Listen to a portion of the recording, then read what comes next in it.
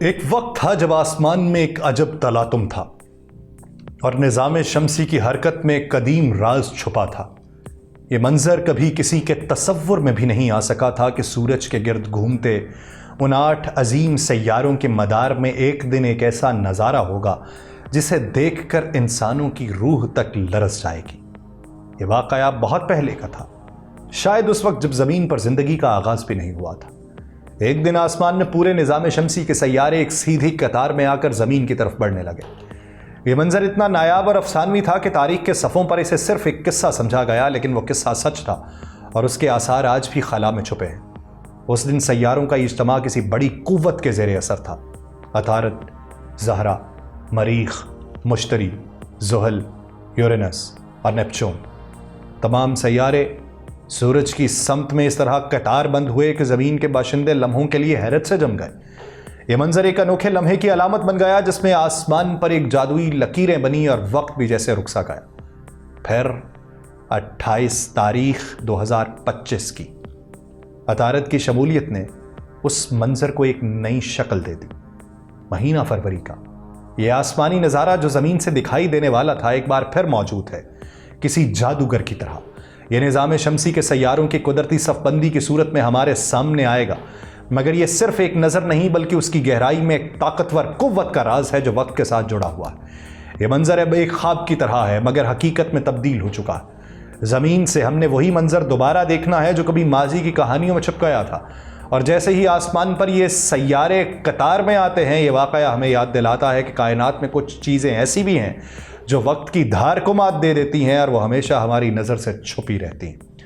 آپ سب پر سلامتی ہو، میں یاسر رشید ہوں اور آپ دیکھ رہے ہیں 92 ڈیجیٹل۔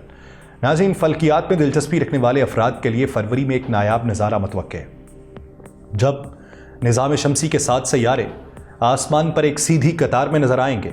جنوری میں پہلے ہی رات کے وقت آسمان میں 6 سیارے ایک ساتھ دکھائی دے رہے ہیں، جن میں وینس، مریخ، مشتری، زحل، یورینس اور نیپچون شامل ہیں۔ لیکن 28 فروری کو سیارہ عطارد، جسے مرکری بھی کہا جاتا ہے، ان سیاروں کے ساتھ مل کر 7 سیاروں کی ایک نایاب قطار بنائے گا، اور اسی طرح کا نظارہ اگر پھر سے دیکھنا ہو تو وہ اب نہیں ملے گا، بلکہ وہ تقریباً 4000 سال بعد ملے گا، یا پھر وہ نظارہ 2492 تک رونما نہیں ہوگا۔ اس لیے یہ موقع فلکیات کے شائقین کے لیے ایک تاریخی موقع بھی ہے۔ ہمارے نظام شمسی کے 8 بڑے سیارے سورج کے گرد ایک ہی ہموار سطح پر مختلف رفتار سے گردش کرتے ہیں، اور یہ سیارے سورج کے قریب سے لے کر دور تک مختلف عرصوں میں اپنے مدار کا چکر مکمل کرتے ہیں، جس کے نتیجے میں ان کی گردش کی رفتار مختلف ہوتی ہے۔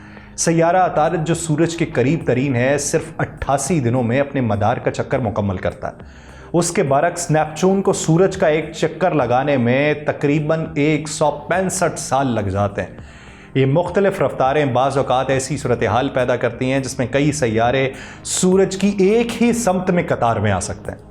اگر یہ تمام سیارے اپنے اپنے مدار میں بالکل درست قطار میں کھڑے ہوں تو زمین سے آسمان پر ایک ہی وقت میں مختلف سیارے نظر آئیں گے، اور نایاب مواقع پر یہ تمام سیارے اس طرح قطار میں آتے ہیں کہ وہ سورج کی سیدھ میں آسمان میں ایک ساتھ نظر آئیں گے۔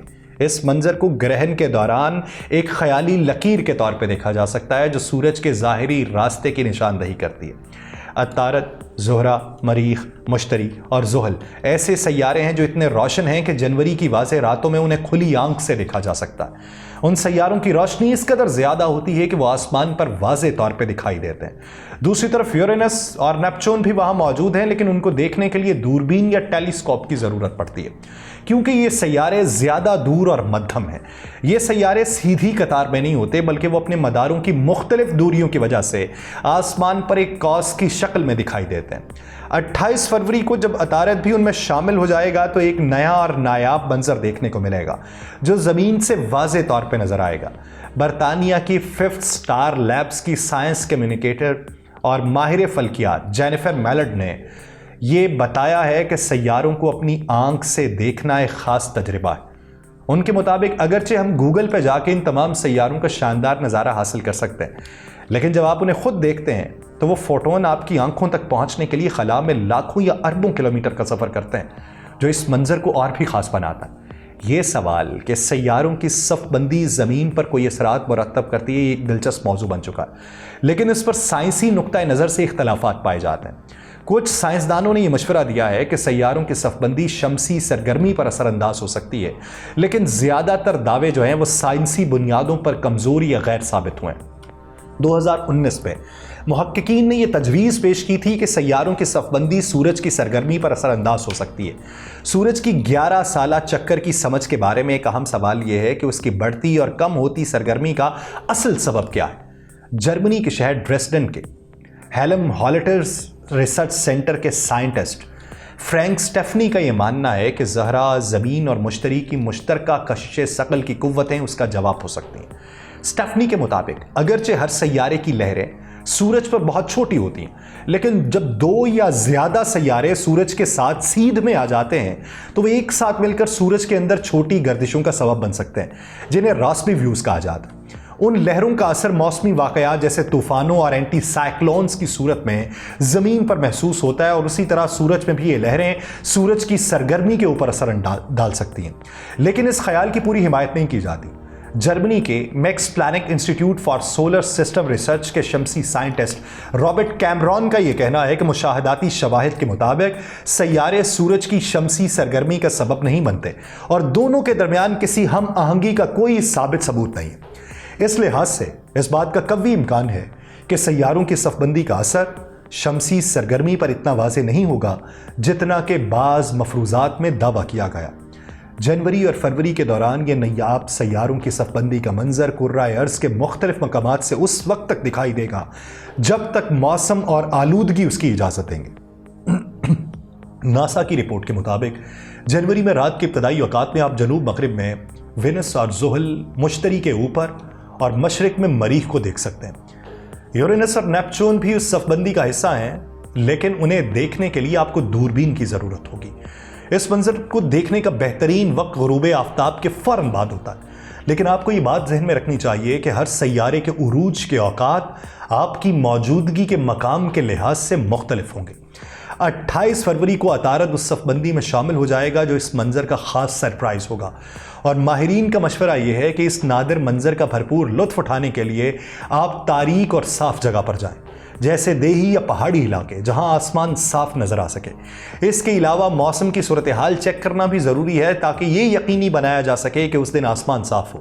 کینیڈا کی کوئنز یونیورسٹی کے ماہرین اسٹیلریم یا اسٹار چارٹ جیسی اپلیکیشنز ڈاؤن لوڈ کرنے کا مشورہ دیتے ہیں۔ یہ ایپس آپ کے فون کو آسمان کی طرف کرنے پر آپ کو بتائیں گی کہ آپ کیا دیکھ رہے ہیں۔ دوربینز اور لولیسکوپس بھی آپ کو مزید تفصیلی مشاہدہ کرنے میں مدد کر سکتے ہیں، جیسے زحل کے حلقے اور مشتری کے چاند۔ اب دیکھیے کہ اس دن کا نظارہ کون کون دیکھ پاتا ہے۔ مجھے دیجیے اجازت، اللہ نے کے بعد۔